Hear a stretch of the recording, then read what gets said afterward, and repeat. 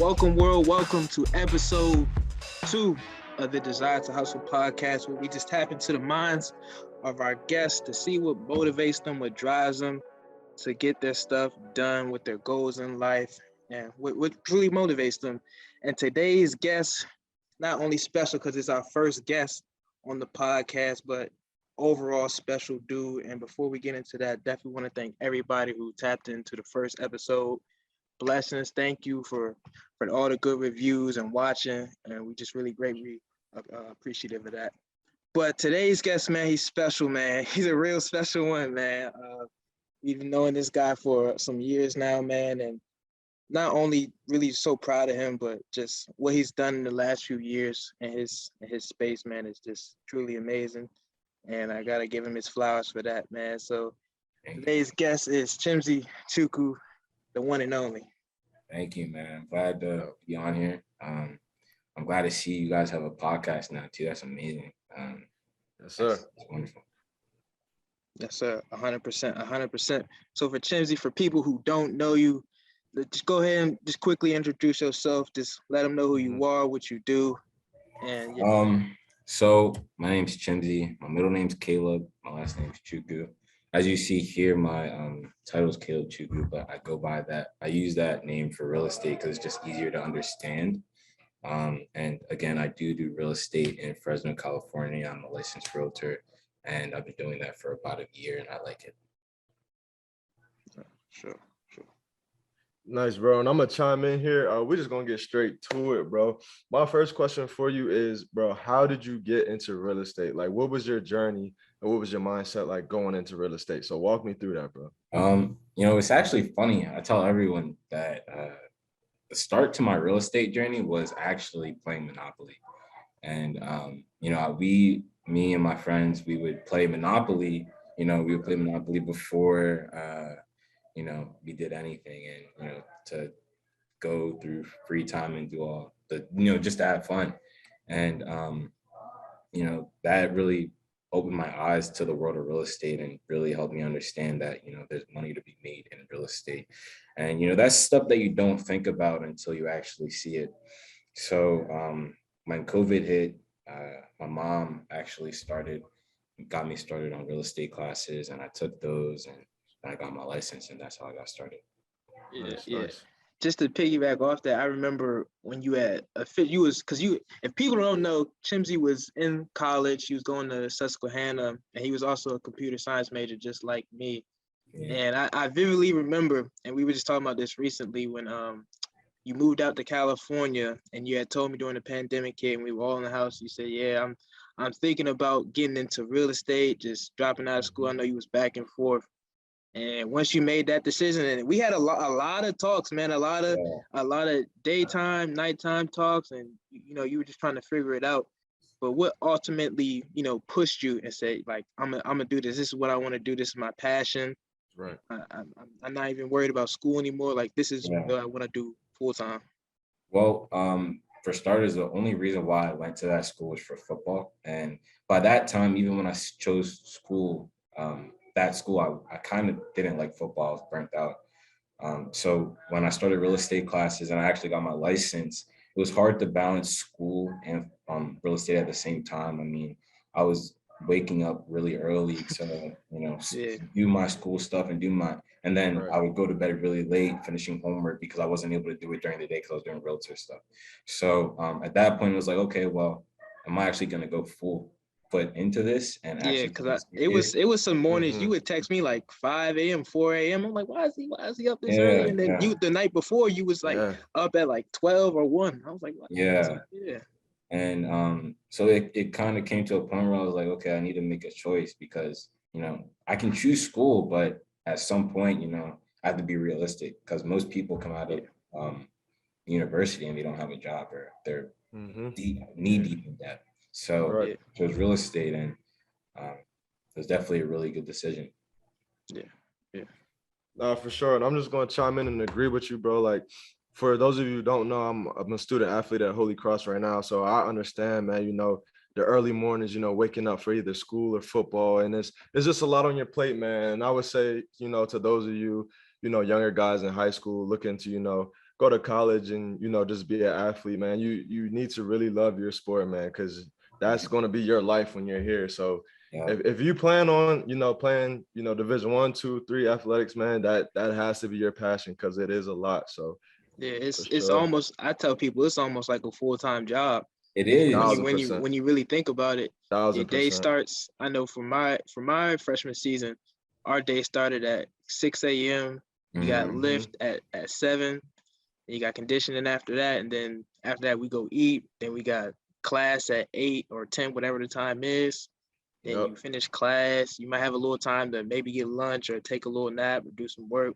Then it's straight to practice. After practice, you got film, and then you eat dinner. Then you get up the next day and do it all over again. That's just preseason. That's not even during the season. Exactly. So Right. it's Yeah, definitely a full-time job. and you know, you don't have time to go get a job and make some money for yourself. Most of these athletes are sitting here broke. And I was sitting on my bed every day because I was traveling too. I was traveling for football and I wasn't getting Right. in. I was sitting on my bed like, I know I don't want to go to the NFL. So why am I doing it? Because how is this going to benefit me when I get out of college? Yeah, It's how's it not. gonna benefit you Yeah. in the long Yeah, run? it's not. Exactly. I'm just sitting here. I was sitting here going to parties for football, traveling, doing all these things. And it wasn't like, what am I doing? So I'm serious. Right. That's Yeah, not really no, burden. and that's one thing I mean I love about us starting this podcast is it's full Mm-hmm. transparency. This is none of this is scripted. It's real. It's authentic Exactly. as it gets. So Yeah. I mean I love you touching on that topic.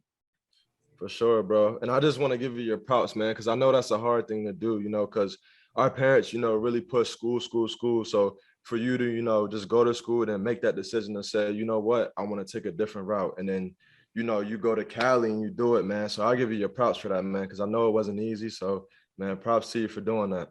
Thank you, man. Thank you. Yeah. Yeah, My mom, we ain't talked for like a week. We ain't talked for like a week after that. And, yeah. Touch on that. Touch on that story with your yeah. mom, because I know So we used to talk about that all the yeah. time. You was going Mm. back and forth, and you was praying on it, and you was confused. You didn't know what to do. You didn't know how to feel. Bro, So because definitely touch on that. a lot of times in life we're met with two choices that are both right. And I was telling my mom I was gonna do it, and she told me like, don't do it because it's not gonna, she just didn't want me to do it. So when I did it, it kind of broke her heart, and she didn't talk to me for a week. But it was actually after she had talked to someone that told her, you don't know what God has for him, that this may be the route God wants for him. So she reeled it back in, and she allowed me to just start the journey. And I mean, I don't think she regrets it now. So Yeah, yeah, That's dope. yeah. How has she affected your journey so far? I mean, what's the role that she's played? Because I know, I mean, I love your mom, man. She used to pick me up from school sometimes and Yeah, bring me to school for after sure. school, everything, man. So I yeah, definitely touch on how your mom has played that big role. my mom is and it shouldn't be like this, but she's been my mom and my dad for a little bit of my life. And I still talk to my dad now, but for a little bit, we hadn't talked because he, had thrown me out of the house and all. It was hard, but she was there for me, and God put her in my life for a reason. If she wasn't there, I don't know what would happen to me. And she's definitely a good role model in my life, and she ultimately led me to Christ too. So, that's definitely something that I'm very thankful for. And we all have our disagreements with our parents and all, and Yeah, that's life. But you know, I definitely am thankful for her. And I want to make sure she knows that too. yeah, So 100%, 100%. Right, right. So Chimzi, man, so you leave college, you get to California, you pick up real estate.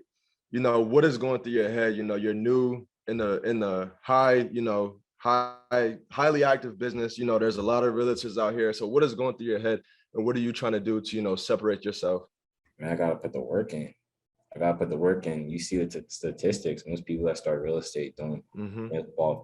follow through with it in like a year or so, and they end up Right. backing out. So I had to put the work in, and again, I'm still new. I'm still learning, but I realize that most people are already established, and I'm new. So for me to actually gain momentum, I have to really work hard, and it's challenging at times. I mean, it's stressful to say the least, but Right. it's something that you have to come to terms with. So Yeah.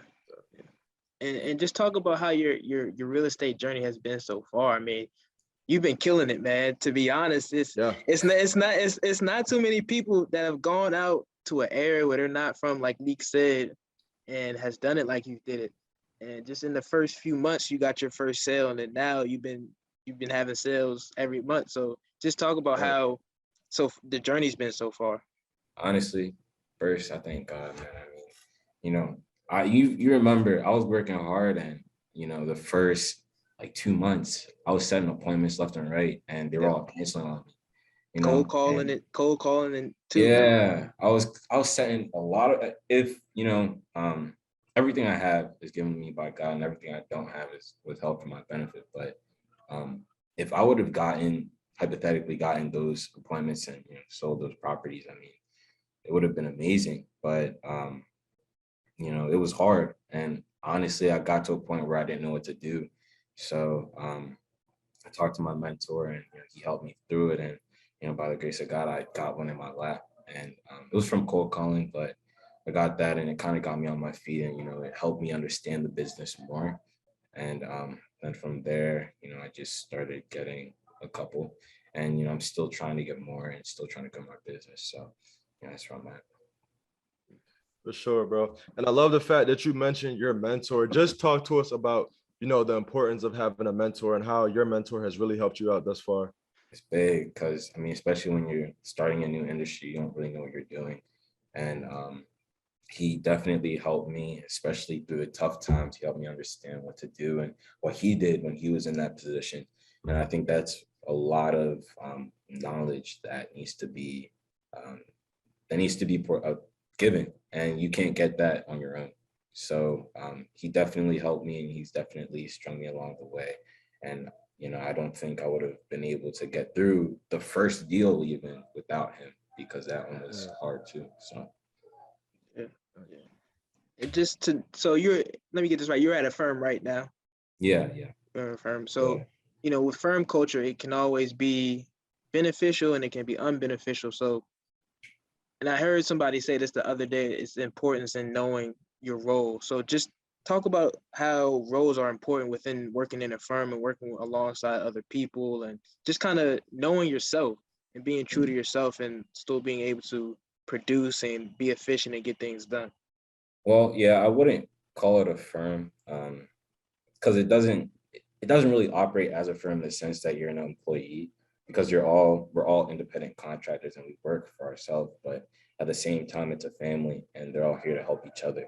So that's one thing I like about this brokerage, is that they're all, they're not gatekeeping. They're really here to help and help you grow in your business as well, because when you grow, the brokerage grows, and it succeeds. So I definitely like that about this brokerage. And I guess my role would be to continue to grow my business and continue to bring clients in and close them, so that way my brand grows and the Fresno Realty brand grows as well. For sure, bro. I love the fact that you talked about clients and, just building that relationship with clients, because, me as a brand owner myself, that's a huge thing. And, any business, whether that's real estate, retail, whatever you're doing, relationships is everything, bro. So just talk to us a little bit, because, with real estate, you're a realtor, that relationship, is everything. So just talk to us a little bit about important thing. Exactly. So just talk to us a little bit about that, man. It's funny, when we say we're a real estate agent, most people think we just sell homes, but we're actually we're a psychologist, we're a counselor, we're all these things in one. And especially when you have a deal falling through, you need to make sure that that relationship is strong to where you can keep that person intact. And even just like, people can see if you're just there for a check, or you're just there for a commission and working for yourself. But when you actually you truly are there for your client's needs and there for your client's benefit. I mean, you'll see your business grow, and you'll see them appreciate what you're doing for them. And that's what the business is all about. It's a relationship business. It's helping other people get their dream home. And if you're not doing that, then you're not really doing real estate. So And how about I know I do have a question because Mm-hmm. Yeah, it's how did open. It's an open yeah podcast. You know. how did how did you get into doing the clothing brand? Bro, like I was telling False on the last episode that, it all started when we were in high school, honestly. At John Carroll, when we would have our dress down days, that's when everybody brought out the cleanest fits. And Yeah. it all stemmed from that. The dress down days, I would already have my outfit set out, and I just knew that I really love fashion. And it was just a matter of time, really. I knew if that I started my clothing brand in high school, I really didn't have a market, and I really didn't have the brand that I have today. So it wouldn't have been as successful. But just me being in college is a great market to, sell clothes. So just me meeting people, finding manufacturers and just talking, just building my brand, that really helped me out, man. So I would just say, always having a love for fashion and then, just coming to this campus and, just really finding my market. So that's pretty much how I started, bro. I remember when you guys used to get on me for wearing jeans when I first started. Yeah. Nah, that was like the big thing in school, bro. When you pulled out those jeans, it's like, oh snap, you got on the jeans. That was a big thing, bro. The jeans with the rips in them. I remember those. The jeans with the Yeah, rips in them, and then yeah. Don't even wear ripped jeans no more, bro. Because like we I wasn't have even a supposed to. That was the thing. Many people don't know because if people don't know, yeah. we went to a private school, so Mm-hmm. wearing jeans with holes and skin showing that was against policy. So we was walking a thin line wearing the jeans with the Yeah, rips in it. for And sure. now, like now that I do real estate, um, I have to carry myself in a way that matches my business. Like I can't be out 1,000%. here without, my haircut or without like just walking around, not looking upkept and all. Because I can meet my next client tomorrow or in the store. And if I'm not ready to talk to them, they're not gonna choose me. So that's another thing with owning a business too, is you have to always, be ready and be able to Yeah, over your yeah, brand. and you talk about upkeep within yourself. That kind of just Mm-hmm. ties into marketing your brand, who you are as a person, your brand. So I think another big reason for our podcast is just learning how and teaching people how to build their own brand. What For separates real. you from other people, and what makes your brand unique. Mm. Well, what separates me from other people is, especially in this business, as it's going digital, a lot of realtors are older and they don't really understand how to use social media. So they have other people, running their social media accounts, and it's just a whole bunch of like advertisements and all. You don't really want to see that. But I think with me, I'm more personal, and I like to do polls on my Instagram sometimes, and I like to give value, and I think that's really what separates me. And for advice for someone else, I mean, just be you, you don't have to be anyone else, don't try to be someone you're not. And that was actually a struggle for me when I started, not necessarily trying to be someone else, but trying to like, in a way, trying to be professional, but it wasn't me. Yeah, And now it as I'm, wasn't who you were as a person. yeah, Right. yeah. And now that I've gone along and kind of familiarized myself with the business, I kind of just, do me because like people like to see who you are as a person, like to see your authenticity. So Right. that's one thing. Yeah, most definitely, man. And as far as I can remember, bro, even in high school, bro, you've always been a hard worker, bro. Like I remember, for those of you who don't know, Chimzi and I, we played high school ball together, and I will always All remember. state running back. Yeah, I will always remember, bro. Like me, I didn't like lifting weights at all. I mean, to this day, I'm still not the strongest, but Chimzi, he will always be on me, like, bro, we gotta get in the weight room. Or during the summertime, after our workouts, he was like, bro, like we gotta stay after and run some drills. So, I think that really just translated, to what you're doing now in real estate. Like that work ethic like hasn't gone anywhere. So just talk to us a little bit about your work ethic and where that might have stemmed from.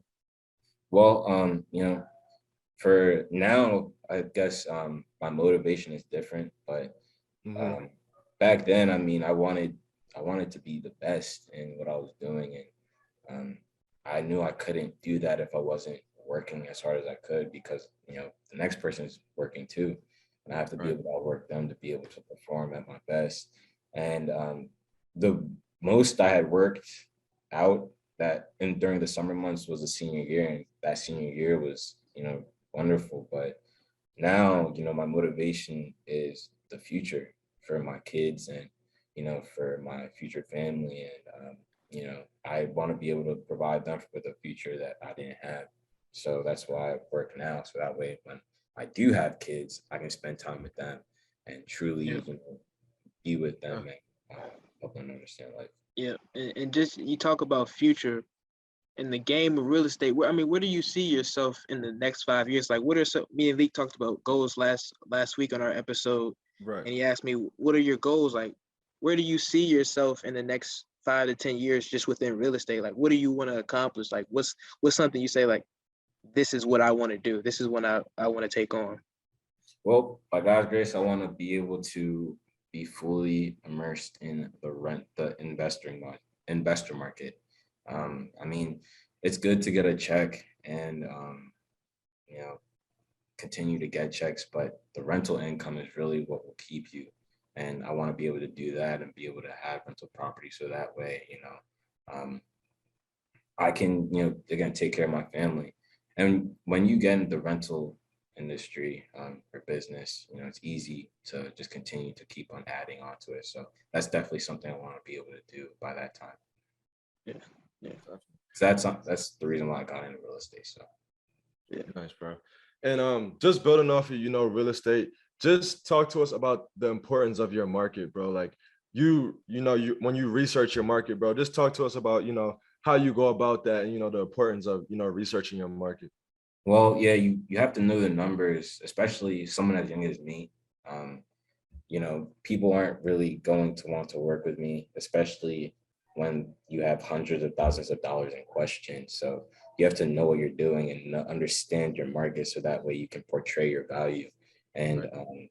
You also have to understand your market so that when you do have a property and you do list it, it's able to sell. Because if you don't list it at the right price, it's not going to sell. So you Right. have to know your market and be able to help your clients understand why a thing is the way it is, and how they can combat it, especially in today's market where things are going off the market in Yeah. a couple days. Yeah, and just to piggyback off of that, it's talk to people about what the real estate landscape is in today's time. We have inflation that's going crazy. The market is really a seller's market right now. So just kind of talk to people about the landscape of it, and if somebody is trying to buy a home right now, what's some key things they should, understand and focus on. Well, for starters, especially if you're trying to buy a home, you want to be pre-approved, because if you're not pre-approved in today's market and you see a home you like, by the time you're pre-approved, the home will be gone. So you definitely want to be pre-approved. And you also want to understand that you have to come in with your strongest offer as well. In today's market, we have investors bidding on properties that they normally wouldn't have back in, let's say, 2008 or so. So you definitely have to come in with your best foot forward. And also, the market is different.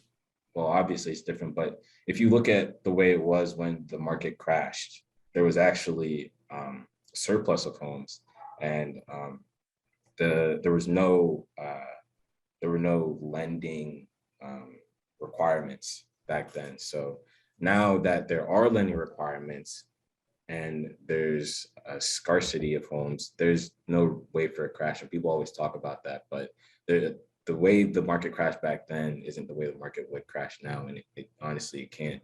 But right now, there aren't that many homes on the market. But that's only because homes are going off the market so fast. Because if you look at the numbers, there's actually more homes that sold now versus a year ago or 2 years ago, even before COVID. So yeah, it's pretty crazy. Honestly, you have to create your own inventory if you want your buyers to be able to find the right home, and you really have to work and do the due diligence. So Yeah, for sure, bro. And you mentioned real estate investing, bro. Just talk to us a little about that and how that has affected you and the market around you. Because I know a lot of people, especially today, are getting to real estate investing. They're buying properties and fixing and flipping, bro. So just talk to us about like how that's affecting you and your work.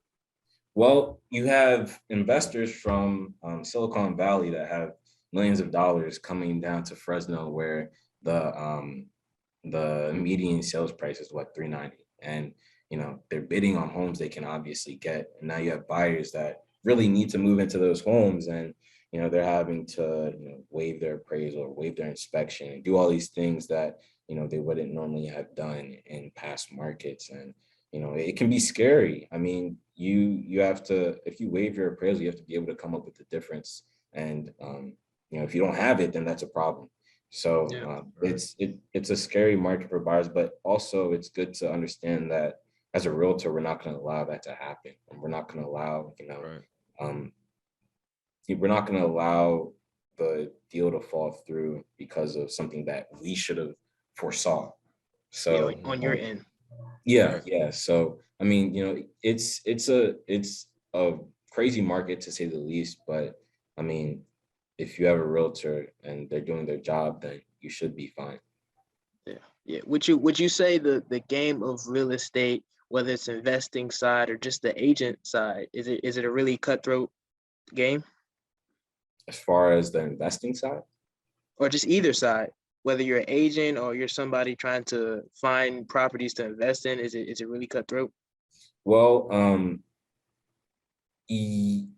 I wouldn't use the word cutthroat, but I mean it's definitely competitive because you have multiple people offering on one property and only one gets it. So yeah, it's definitely competitive, but there's no like stepping on toes or anything like that, because that's your brand you're talking about. And if you do that, then I won't want to work with you. So yeah.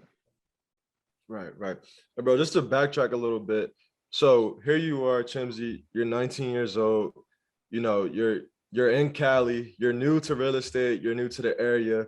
Like what is going on, bro? Like, how did people, look at you when you first got into the game? You're a young guy, you're new. Like, how did that, make people think of you at the time? well, to be honest with you, I have a beard, so people don't know 19 or 20.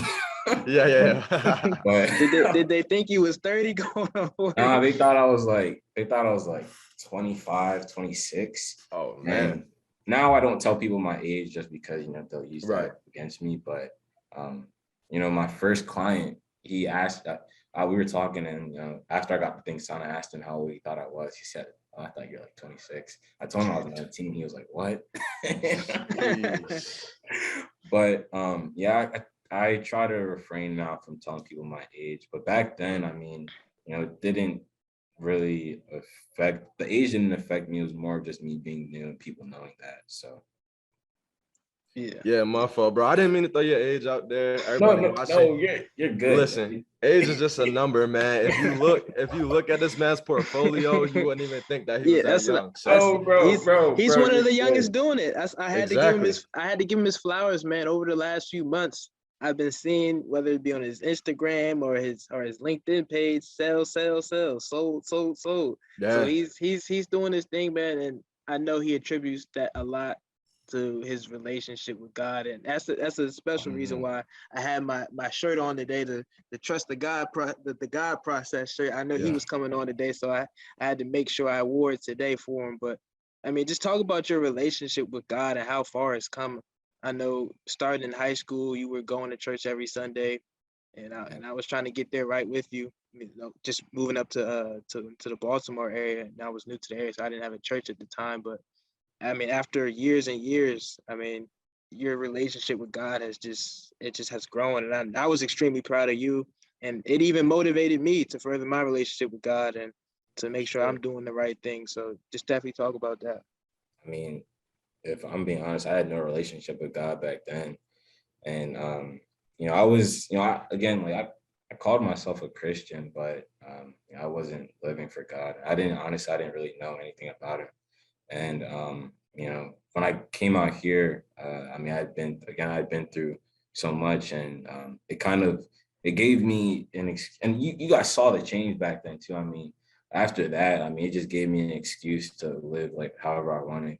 And I did, because, that's the only way I knew how to cope.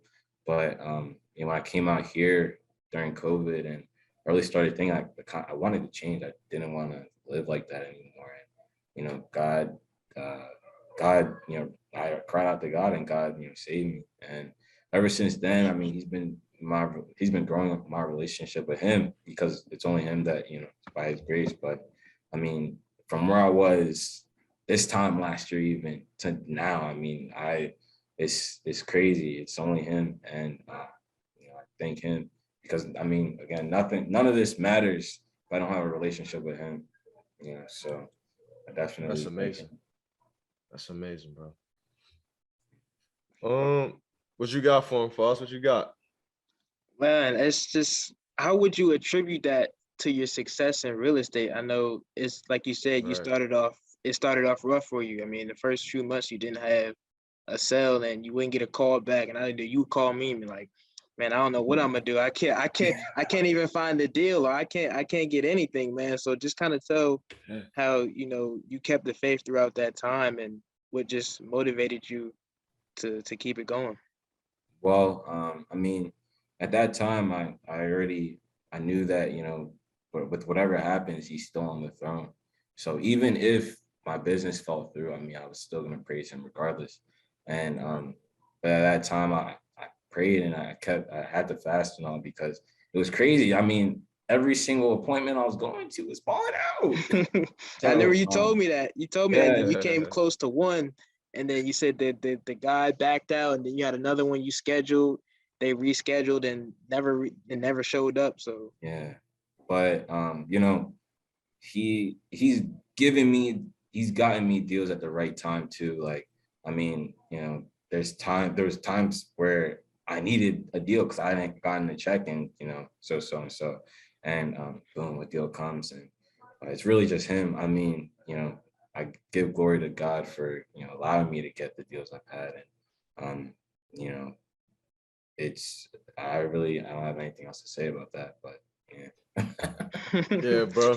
Nah, I could definitely relate to you, bro, because I know real retail and real estate are two very different things. But I remember, when I was first starting out, and I was, just trying to save up enough money to, start my business. And, I would have to go fix my car, or, something would happen and I would, lose it all. So I remember at one point I was like, man, like, I'm never gonna be able to start this brand. And, I prayed. I was like, God, if this is for me, I know you'll, pull me through. And if it's not, then, I know it'll be all right. And then right after that, probably about a couple of days later, I reached my goal as far as finances, and I got everything in line, and I was ready to rip. So I could definitely relate to you, bro. Like, anytime you're in a funk as far as business, or even in your personal life, bro, you could just call on God and he would definitely bring you through. So I'm glad Yeah, that you shared that story with us. yeah. And even to add to that, I mean, I had lost, so I cold called, and I had lost a dialer because I couldn't pay for it after the 2 months, to where I wasn't getting appointments. I didn't have a check after that. Right. So, it was really, it was a miracle that, I got in the listing I got at that time. And again, I want to say that, you know, even pray when everything's going good too, Right. everything's going bad, because Definitely. when everyone leaves, I mean, when things fall through, God is still there. God's still going to guide you, lead you through it. So Yeah. Yeah. Whatever he gives, he can take. So for for sure, sure. for sure, he'll make sure he'll humble you too as well. So yeah, that's another important thing to remember. yeah, I got humbled back then, man. I used to be a prideful man, y'all know. I used to be prideful, and I tell you, man, God has changed me, from accepting Jesus that day, that very day. God has changed me, and Nice. I can't be like, I'm forever thankful, gave me everlasting life, and continued to sanctify me. Yeah. It's crazy. Cause I Yeah, never would have thought I'd be talking about God. I never yeah, thought I'd be talking about God on my Instagram, or talking about God with other people. And now, I do, and I love it. So yeah. I love him. And you had mentioned to me the other day that you had started mentoring kids in Bible study. and things of that nature. So just talk about how that's helped you, not only as a person, but just being able to, build your own brand of being that Christ first, God fearing man. Well, it's I'm helping out at it, and it's amazing to see young people follow Christ, because I know at that point in my life I wasn't following God at all. And it's just a wonderful thing to see. And I love I love doing I do anything for God, but and times I don't have time to go, and I get backed up with work, but it's a wonderful thing to see young people following Christ, truly following Christ. And um that's a wonderful thing. Perfect, bro. Yeah, thank you for sharing that story, bro. We definitely appreciate it. We like to keep it transparent and real on this podcast. But to segue, bro, just pretty much walk us through a typical day, bro. Like, what do you do, with real estate, and just walk us through a typical day, because I know you're a very busy man. So we wanna know what you do, man. Before I say that, me and Foster, we had got, not a fight, but he was upset at me because I didn't talk to him in a minute, and I called Leak. I called him up. I said, "Yo, man, like, what's going on? I ain't heard from you. I ain't heard from you in a while. Is everything good?" It's not usual, but he's a hard guy to get on the phone now. He you gotta really have perfect timing to catch him on a text or a phone call, because if you don't, you might be on the waiting list for about 2 or 3 months. Yeah. You might be on the waiting list for about 2-3 months. For real. So I wake up at 4, and I pray, and I would back that be able to, but I wake up at 4, I pray, and then I read the word, and obviously I brush my teeth, and then I go to the gym. I get there at 5. I work out from 5 to, I try to stay under 6, no more than 6:15. After that, I shower there. Then I come back, make some breakfast, and I'm role playing with my role play partners at 7:30. And then after 7:30, right at 8, I start calling from 8 to 11. And then from 11 to 12, I either follow up with my clients that I need to follow up with, or I eat lunch. So it's interchangeable. I'm trying to get it to a set time to where I don't interchange it. But then from 1:30, I am from 1:30, I'm calling, or I have another meeting I hop on. But depending on if I have an appointment to head to or not, then I'll be calling, or I'll be at that appointment, or I'll be getting ready for a listing appointment I have in the afternoon. And it really, no day looks the same, because you also have things that come up like haircut appointments, or other things that may come up. So no day looks the same. But one thing that I do make sure that is concrete is my 8 to 11 calling, because that's how I get my business. So sure. Yeah, I mean, you talk about getting up early. I mean, how does that affect your day? I know a lot of people like to get up early because they're able to get stuff done. And then some people will be burnt out by noon or like mid afternoon. But I mean, how do you feel about getting up that early? Do you tend to feel that you're more accomplished and you get to go longer in the day? Right. Yeah, and honestly, it really just depends on my eating habits too. So I do get most things done if I wake up at 4, and I also have to make sure I eat, because I do forget. I have to put that in my calendar. And if I am eating right, then I'll be able to carry myself to 8 to 9 p.m. and be able to finish out the day. But that's something I actually had to learn, because I was waking up early, doing all these things. I'd be burnt out by 1 p.m., falling asleep while I'm making phone calls. So I can't do that. I have to be attentive. Yeah. And so I started to change my eating habit, and I've been fine since then. So yeah. So on this podcast, we like to talk about different ways to educate yourself, and whether that be through watching videos or reading books. So, bro, is there anything that you like to do to learn more about, whether that be real estate or anything in general? Like, what books do you read? Do you listen to podcasts? Do you watch videos? Yeah. Podcast. Yeah, because I don't, honestly, outside of my time reading the Bible, I don't have time to really read other books. Although there's a book I have to read that I'm gonna have to make time for. But besides that, I mean, it's podcasts, because it's so easy to just put your AirPods in or your earphones in and listen to it while you're at the gym or while you're driving or things like that. So podcast. And if you're looking for a real estate podcast, Bigger Pockets. Bigger Pockets. I heard of them. Pockets. Yeah. I haven't tapped into any real estate podcasts, but I found myself just in the last few weeks listening to a lot more podcasts than I usually do. Not only from starting this, but there's a lot of educational podcasts out there. And not only educational ones that just talk about life, or ones that just kind of just teach you stuff in general. I know Kevin Hart's podcast is pretty good. Comedy Gold Mines, that's really good. He's not only just talking about comedy and funny stuff, but he's actually getting to know these people, and he's just kind of just figuring out what their story is. So it's definitely some really good podcasts out there.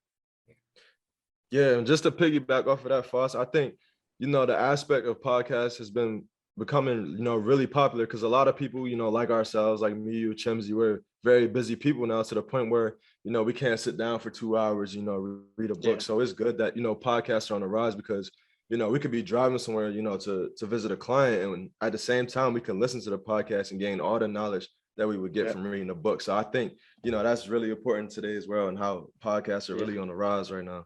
Yeah, and I found myself not even watching TV no more. I'll just put on a podcast and get some homework done.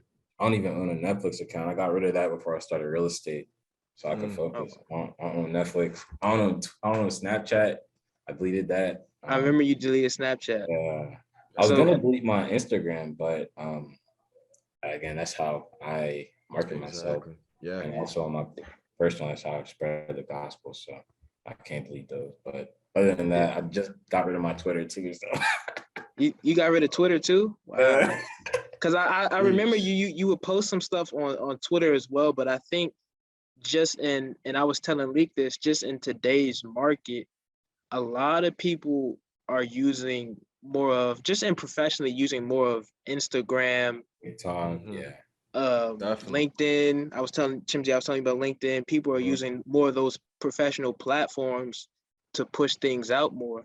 Even you can consider TikTok, but that's more of a playful app. But that's how you, like, if you want to really grow your other social media platforms, that's how you do it. I haven't logged into TikTok in who knows how long, but I need to get better at that. That's something I'm talking to my coach actually. That's one thing. But So would you want to use TikTok again?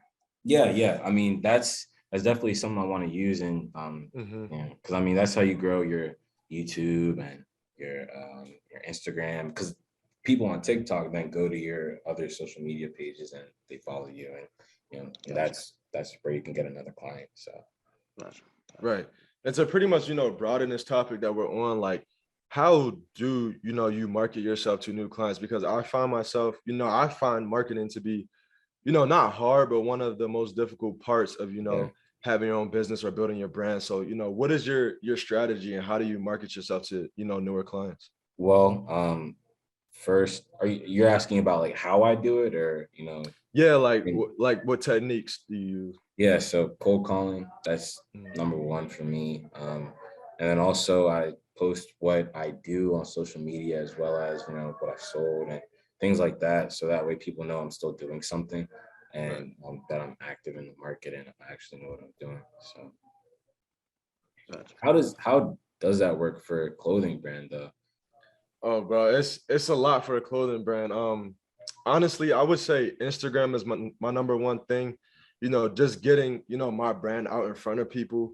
It could be a pain, bro. It's definitely hard, but I would say I've been doing this. My first day of sales was January 31st, and I would say when I started, I had about 60 followers on Instagram, and now I'm almost at this January 31st. So it hasn't even been a month yet, but now I'm almost at 200, and I've grossed over 1,000 in sales, and I probably had about what 30 sales now, 30 in total. So it's been growing, bro. But it all comes down to the marketing. So I have a set schedule when I'm going to post this, when I'm going to release this, to what app am I posting on TikTok? Am I posting on Instagram? Am I sending emails? So, it's a lot that goes into it. And, I feel as though marketing is very important to, whatever business that you're in. Yeah. Marketing. I think marketing is like the number one thing, because if without that, it's no way people know what your brand is or what you do or how you do it. So I think without marketing, there is no business, to be honest. Yeah. Yeah, but I will ask you this, just kind of switch topics for Chimzi. I mean, what is, for somebody who wants to get into being a real estate agent, what advice do you have for them? It's not a cakewalk. It's not a get money rich quick solution. You got to put the work in, and you may not see a check for months, and you have to be prepared for that. You have to also be prepared for the cost of becoming a realtor and of keeping your business, of keeping the realtor fees and all that. So you just be prepared, and be prepared to put the work in, and work longer than a 9-to-5 job, because honestly, that's what it comes down to. So and what's some of those things that you need to be a real estate agent? I know each state is a little different, but I know you have to get your real estate license, and as you mentioned, your fees. So what's kind of the process of being able to get your real estate license? Well, you have to take the classes first, and you do that online. And after you do that, each class they make you take 3 courses for the one thing, and each course you complete, you get a certificate that you take to the DRE, and then you schedule your test. And once you get the test done and you pass, then you're issued your DRE license. And after that, you need to join a brokerage and pick which one you want, pick which one fits you best, and then join that one, and then you're off to the races. Nice. Gotcha. So if there's any market you would advise somebody to move to or be a real estate agent in right now, or just real estate investing, what market would that be? Well, move to, I would say Texas, or Greenville, South Carolina. States that are low in cost and affordable. As far as or taxes as well, you want to take that into account. But as far as in a market for investors, honestly, that's entirely up to you. You have to understand what you're looking for and what your numbers are. Like, you may be looking for multifamily, and the place you're in isn't a good market for multifamily. You may be looking for single family, and the place you're in isn't good for a single family home. Like in New York, you're not going to want to invest in New York because that's just way too expensive. So you have to look at what's good for you, and what best meets your needs and your goal. Gotcha. Definitely. Well, Chimzi, we don't want to hold you up, man. I'll go ahead and close this out, man. Thank you so much for being on the show, man. We appreciate it. I haven't talked to you in a while, brother, so it was good to, get on here, talk to you, bro. And just for everybody watching, we just want to thank you for the support. Thank we're really trying to grow the podcast, just really trying to reach out to people, and like, as I like to say, spit some gems on here. So everybody, you gotta leave us with some gems. You gotta leave us. That's one thing we do as our first time guest. You gotta leave us with our first gem. What's something people can take away from this podcast tonight? Follow God, man. Follow God. That's all I got. Follow God, man. Follow God. That's it. That's all you gotta say. If you don't have a relationship with God, there's nothing else in life matters. So follow God. That's it. That's why he's special, people. That's why he's special. That's why. Well, look, everybody, make sure you follow, Desire to Hustle. Make sure you follow Chimzi. He's very active on his Instagram, and I'll also put his email and everything down below. And make sure you follow A&M Detailing, based out of Harford County, Maryland. Vehicle services, everything you need, they got you. So, like I said, Chimzi, just thank you so much, man, and appreciate you, my boy. Appreciate it. And hopefully we can, do this again in the future, man. For sure, man. Thank you for having me on here. It was a good time. Most definitely, Chimzi. And you already know, bro, it's all love, man. Nothing but love. And wish God continues to bless you and sends you many blessings and love, man. Thank you too. Yeah, for sure.